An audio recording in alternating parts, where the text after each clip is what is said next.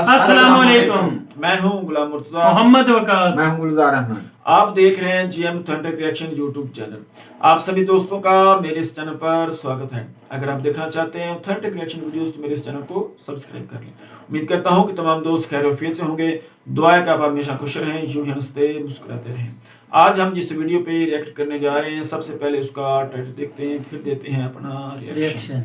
तो आज की जो वीडियो है इसका टाइटल है top 10 best cities in India to live. तो ये जी इंडिया के टॉप 10 बेस्ट सिटीज पर वीडियो है। तो सबसे पहले वीडियो देखते हैं, फिर देते हैं अपना रिएक्शन। हेलो फ्रेंड्स, स्वागत है आपका स्मार्ट सिटी गाइड में। आज की इस वीडियो में बात करेंगे इंडिया की टॉप 10 मोस्ट लिवेबल सिटीज के बारे में। और इस सूची को union minister of housing and urban affairs द्वारा जारी किया गया है, जिसमें शहरों की ranking ease of living index 2020 के आधार पर किया गया है। इस रैंकिंग में इंडिया के सभी प्रमुख शहरों को शामिल किया गया है और उनका मापदंड quality of life, economic ability of a city and sustainability, education, health, housing and shelter इत्यादि 13 कैटेगरीज के आधार पर सूचीबद्ध किया गया है। इस रैंकिंग में भारत के 111 शहरों ने पार्टिसिपेट किया और इनकी रैंकिंग्स को 2 श्रेणियों में विभाजित किया गया है। प्रथम श्रेणी में वैसे शहरों को शामिल किया गया है जिनकी जनसंख्या 10 लाख से अधिक है, और इस वीडियो में 1 मिलियन अर्थात 10 लाख से अधिक जनसंख्या वाले शहरों के बारे में चर्चा की जाएगी। और दूसरी श्रेणी में वैसे शहरों को शामिल किया गया है जिनकी जनसंख्या 1 मिलियन अर्थात 10 लाख से कम है, और 10 लाख से कम जनसंख्या वाले शहरों की श्रेणी के बारे में किसी अगली वीडियो में चर्चा करेंगे। तो चलिए वीडियो को शुरू करते हैं।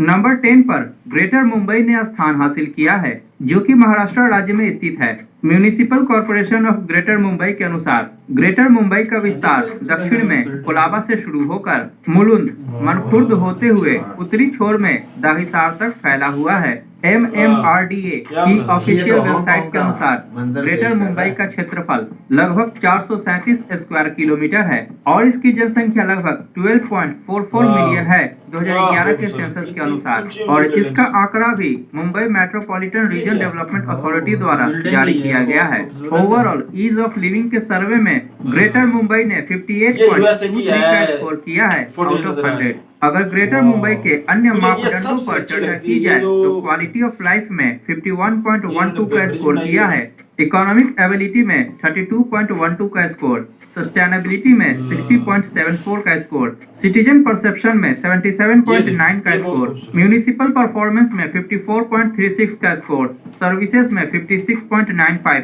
फाइनेंस में 44.02, टेक्नोलॉजी में 34.67, प्लानिंग में 71.49 और गवर्नेंस में 62.74 का स्कोर प्राप्त किया है।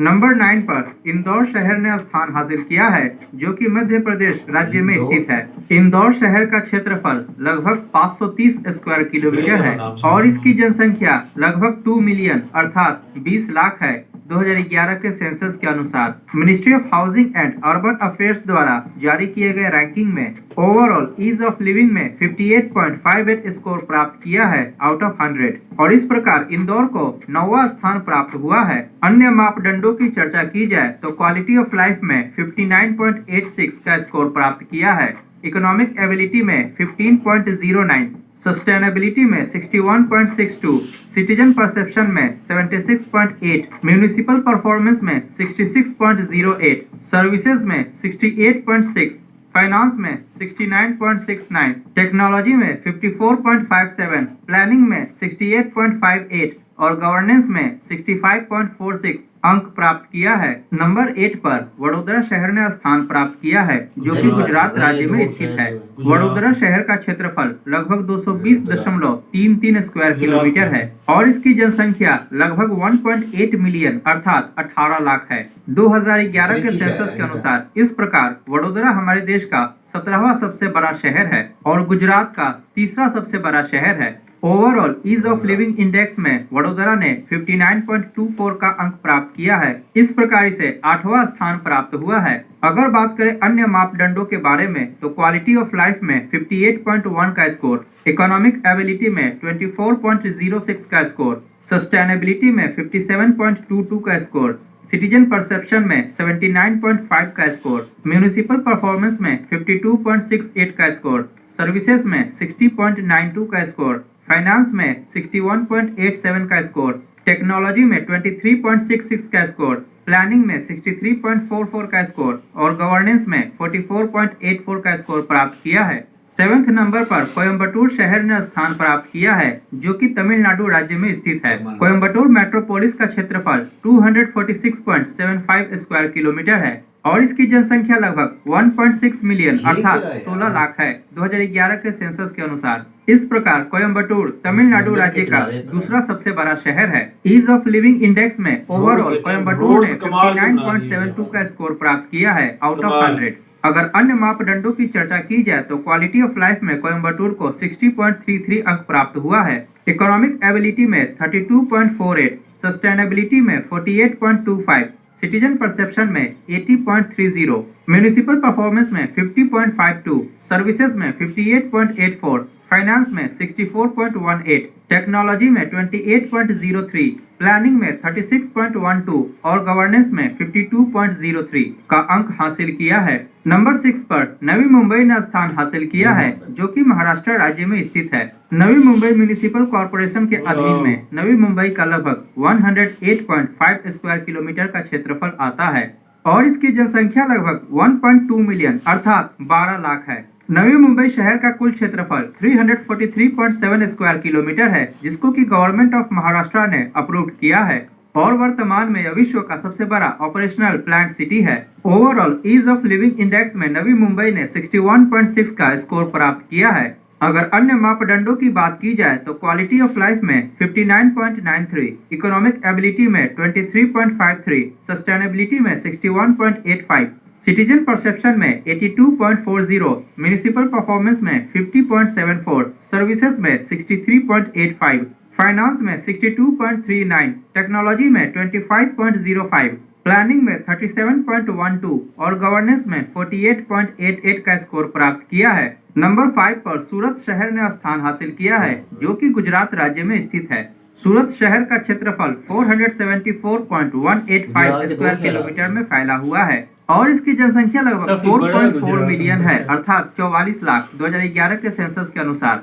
इस प्रकार सूरत हमारे देश का 8वां सबसे बड़ा शहर और गुजरात राज्य का दूसरा सबसे बड़ा शहर है। Overall ease of living index में सूरत को 61.73 अंक प्राप्त हुआ है। अगर अन्य मापदंडों की बात की जाए तो क्वालिटी ऑफ लाइफ में 57.96, इकोनॉमिक एबिलिटी में 30.29, सस्टेनेबिलिटी में 62.41, सिटीजन परसेप्शन में 81.4, म्युनिसिपल परफॉर्मेंस में 60.82, सर्विसेज में 63.01, फाइनेंस में 67.81, टेक्नोलॉजी में 41.61, प्लानिंग में 68.64 और गवर्नेंस में 59.09 का अंक प्राप्त हुआ है। नंबर 4 पर चेन्नई शहर ने स्थान हासिल किया है, जो कि तमिलनाडु राज्य में स्थित है और तमिलनाडु राज्य की राजधानी है। चेन्नई मेट्रोपोलिस का क्षेत्रफल 426 स्क्वायर किलोमीटर में फैला हुआ है और इसकी जनसंख्या लगभग 7 मिलियन अर्थात 70 लाख है वर्ष 2011 के सेंसस के अनुसार। इस प्रकार चेन्नई तमिलनाडु का सबसे बड़ा शहर है।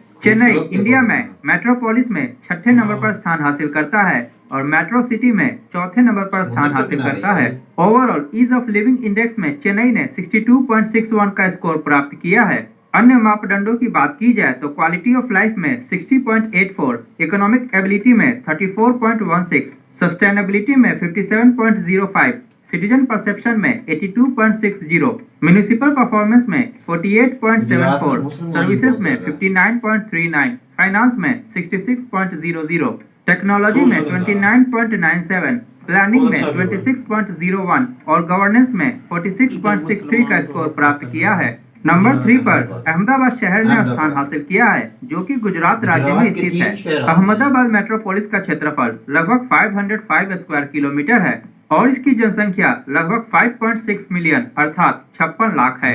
इस प्रकार अहमदाबाद हमारे देश का 5वां सबसे बड़ा मेट्रोपोलिस और गुजरात राज्य का सबसे बड़ा शहर है। Overall ease of living index में अहमदाबाद ने 64.87 का स्कोर प्राप्त किया है। अगर अन्य मापदंडों की चर्चा की जाए तो क्वालिटी ऑफ लाइफ में 57.46, इकोनॉमिक एबिलिटी में 48.19, सस्टेनेबिलिटी में 64.22, सिटीजन परसेप्शन में 82.30, म्युनिसिपल परफॉर्मेंस में 57.6, सर्विसेज में 64.72, फाइनेंस में 61.28, टेक्नोलॉजी में 41.9, प्लानिंग में 58.46 और गवर्नेंस में 54.39 का स्कोर प्राप्त किया है। नंबर 2 पे पुणे शहर ने स्थान हासिल किया है, जो कि महाराष्ट्र राज्य में स्थित है। पुणे म्युनिसिपल कॉर्पोरेशन के अनुसार पुणे शहर का क्षेत्रफल लगभग 331.26 स्क्वायर किलोमीटर है और इसकी जनसंख्या लगभग 3.1 मिलियन अर्थात 31 लाख है वर्ष 2011 के सेंसस के अनुसार, और यह महाराष्ट्र की दूसरी सबसे बड़ी शहर है। Overall ease of living index में पुणे शहर ने 66.27 स्कोर प्राप्त किया है। अगर बात करें अन्य मापदंडों की तो क्वालिटी ऑफ लाइफ में 58.10, इकोनॉमिक एबिलिटी में 48.88, सस्टेनेबिलिटी में 75.74, सिटीजन परसेप्शन में 78.20, म्युनिसिपल परफॉर्मेंस में 58.79, सर्विसेज में 63.56, फाइनेंस में 58.62, टेक्नोलॉजी में 39.30, प्लानिंग में 67.47 और गवर्नेंस में 59.93 का स्कोर प्राप्त किया है। अब बात करते हैं नंबर 1 पर स्थान हासिल करने वाले शहर बेंगलुरु के बारे में, जो कि कर्नाटका राज्य में स्थित है और यह कर्नाटका राज्य की राजधानी है। बेंगलुरु मेट्रोपोलिस का क्षेत्रफल 709 स्क्वायर किलोमीटर है और इसकी जनसंख्या लगभग 8.4 मिलियन अर्थात 84 लाख है 2011 के सेंसस के अनुसार। इस प्रकार बेंगलुरु हमारे देश का तीसरा सबसे बड़ा मेट्रोपोलिस है और कर्नाटका राज्य का सबसे बड़ा शहर है। Overall ease of living index में बेंगलुरु ने 66.7 का स्कोर प्राप्त किया है। क्वालिटी ऑफ लाइफ में 55.67 का स्कोर, इकोनॉमिक एबिलिटी में 78.82 का स्कोर, सस्टेनेबिलिटी में 59.97, सिटीजन परसेप्शन में 78, म्युनिसिपल परफॉर्मेंस में 45.02, सर्विसेज में 56, फाइनेंस में 47.61, टेक्नोलॉजी में 26.21, प्लानिंग में 30.41 और गवर्नेंस में 51.01 का स्कोर प्राप्त किया है। इस प्रकार ministry of housing and urban affairs द्वारा किए गए सर्वेक्षण में बेंगलुरु, पुणे और अहमदाबाद ने क्रमशः फर्स्ट, सेकंड और थर्ड रैंक प्राप्त किया है। वर्ष 2020 में सबसे अच्छे रहने लायक शहरों की सूची में और अधिक जानकारी के लिए डिस्क्रिप्शन में दिए गए ऑफिशियल वेबसाइट को चेक कर सकते हैं। अगर वीडियो पसंद आया हो तो प्लीज लाइक करें और चैनल पर नए आए हैं तो सब्सक्राइब करना बिल्कुल ना भूलें। मिलते हैं किसी अगली वीडियो में। नमस्कार, जय हिंद। क्या खूबसूरत है। हेलो फ्रेंड्स, स्वागत। जी भाई विकास, वीडियो ही खत्म, क्या कहेंगे आप? मैं तो जितनी तारीफ करूं कम में, उन लोगों ने इंडिया का नजर आता है, वो जो बातों में नहीं, वो हकीकत है। वीडियो देखते हैं तो इंशाल्लाह दिल खुश हो जाता है भी इस तरह बिल्डिंग यूरोप की होती हैं। कमाल के रोड्स बनाए हुए हैं। मैं कहता हूँ कि इंडिया ने ज्यादा जो तवज्जो है वो अपने इंफ्रास्ट्रक्चर पर दी है। हाँ, दी है बिल्कुल। तो ये आप रोड्स देख रहे थे, कितने कुशादा साफ सुथरे रोड्स और साथ साथ जो ग्रीनरी है, सब्जा है, तो उनको भी मद्देनजर रखा गया है भी, उनके भी जो है ख्याल। तो साथ साथ में जो ब्रिजेस है, मैं वो देख रहा था, ऐसे वो ब्रिजेस हैं कि उनकी शेप कहीं पर गोल है, कहीं पर, तो मैं हैरान परेशान हूँ। ऐसे अमेरिका में भी नहीं होंगे ऐसे ब्रिज बनाए हुए हैं वहां पर। उन्हें कमाल बने हुए हैं, कमाल की महारत है, इंशाल्लाह काबिल हैं, कमाल की तारीफ करनी चाहिए। वो और जो हकीकत में उनके अच्छी सिटी बनी हुई है। मुंबई में नजर आता है ना एक ब्रिज, वो पूरे का पूरा समंदर में ऐसे गुलाई, जो मुंबई है ना शहर पूरा, उसके साइड पर समंदर में उन्होंने खींचा हुआ। मुझे वो सबसे ज्यादा खूबसूरत लगता है। सारे का सारा जो है वो समंदर में है, वो ऐसा महसूस होता है और बड़ा खूबसूरत, रात के टाइम पर बहुत ज्यादा खूबसूरत महसूस होता है। तो हमारे यहाँ हमारा हाल देखें कि रोड जो है उनका बेड़ा गर्क हुआ है, टूट फूट का शिकार है।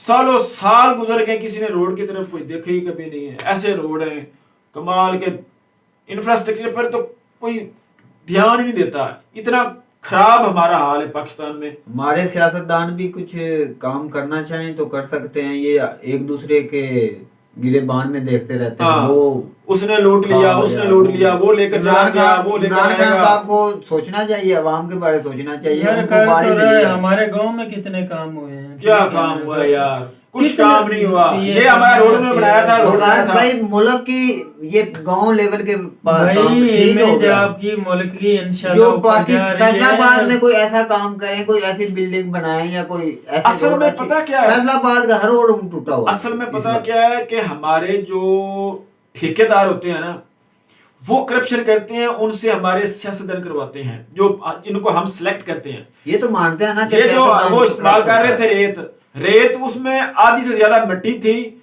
और जो सीमेंट था वो भी कुछ 4 नंबर का इस्तेमाल हो रहा था। इसी तरह अभी बनाकर वो जाते हैं, पीछे से वो टूट जाता है। ऐसी तरह आर्जी काम करते हैं। और हमारी जो आवाम है वो भी बुद्धू ही है।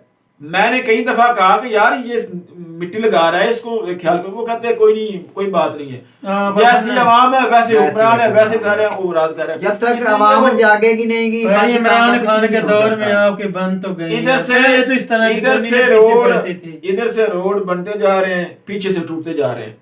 तो वही हाल होगा। एक दफा बन जाए रोड सही तरीके से तो वो Planning साला से। साल नहीं जाते। ये इंडिया के आप देख रहे हैं, नहीं खूबसूरत ये बने नहीं हुए विकास हैं। भाई रोड- पहले नंबर तो प्लानिंग नहीं है, प्लानिंग के मुताबिक ये रोड बनाए दरअसल तो ना फिर ही हर अच्छा आदमी होगा। अपनी जेब जो है ना पॉकेट भरना चाहता है, भी हमारी जेब में ही जाए। वो बेचारे ठेकेदार हैं, वो ठेकेदार के पास तो सिर्फ 1 रुपए में से 100 में से 100 रुपए में से सिर्फ 25 रुपए आते हैं। बाकी जो है वो महकमे, सियासतदान, MNA MPs वो खा जाते हैं। जब तो वो देखो तक पाकिस्तान के 25 निजाम में से ये सियासतदान कोई और भी ठेकेदार, इलेक्शन मेरी ये बात लेके सुनिए लड़ता है विकास ना, भाई। जो भी जब तक सियासतदान और ठेकेदार नहीं निकलेंगे ये पाकिस्तान का निजाम ऐसे निकलेगा। तो वो तो एक इनका आपको पता है, मैं तो महकमा कहता हूँ बनाना सदारती चाहिए, उसके निजाम होना अंदर ये सब चाहिए, कुछ आनी चाहिए।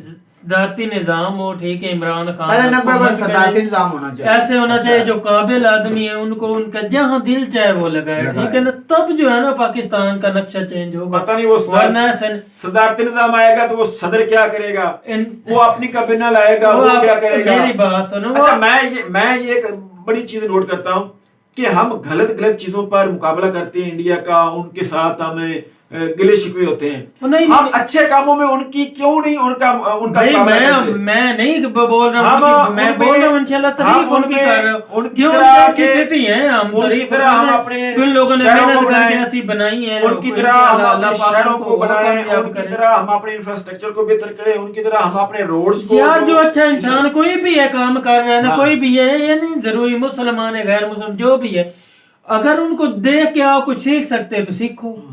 इनमें दिल कोई खुश हो तो- गया। इंडिया खुश हो इन 10 सालों में बहुत आगे चला गया पाकिस्तान। दिल खुश हो जाता है जब जब से नरेंद्र मोदी साहब आए हैं ना, नरेंद्र बहुत ही मोदी आगे साहब की चला बस गया। ये बस मुझे अजीब सी बातें लगती ये हैं, जो मुसलमानों के खिलाफ नरेंद्र ये मोदी ना हो, नजरिया है ना तो उनका, वो- ये नहीं ठीक बात है। बकाया जो वो उनको अच्छे सोचना काम चाहिए कि करते हैं। मुसलमानों के खिलाफ नहीं जाना चाहिए। जो मैं इंडिया की जो इकोनॉमी और इंफ्रास्ट्रक्चर देखता हूँ तो मैं कहता हूँ कि मैं दिल खुश हो जाता है कि ये मतलब कि क्या से क्या करी जा रही है। अच्छी है ना, उन लोगों ने लेकिन मेहनत हमें- की है ना, मेहनत करके आगे बढ़ गए हैं, ठीक है ना। हम लोग हर जो है ना हर आए दिन अपनी वो इकोनॉमी भी बेहतर कर रहे हैं, अपने इंफ्रास्ट्रक्चर भी बेहतर कर रहे हैं।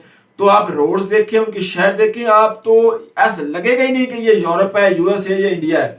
तो ऐसे वो काम कर रहे हैं। तो हमारे भी मुल्क में ऐसे होने चाहिए काम। उम्मीद तो करते हैं कि होंगे, लेकिन पता नहीं कब होंगे। तो यही थी जी आज तक की वीडियो। उम्मीद करता हूं कि आपको हमारी वीडियो पसंद आएगी। वीडियो पसंद आए तो वीडियो को लाइक और शेयर कर दें, हमारे चैनल को सब्सक्राइब कर दें।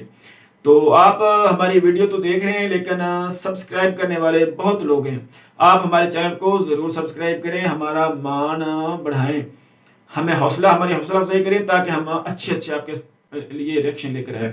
तो उम्मीद करता हूं कि आप हमारे चैनल को सब्सक्राइब करेंगे। तो मिलते हैं अगली वीडियो में किसी नए टॉपिक साथ। तब तक दीजिए इजाजत। अल्लाह हाफिज़।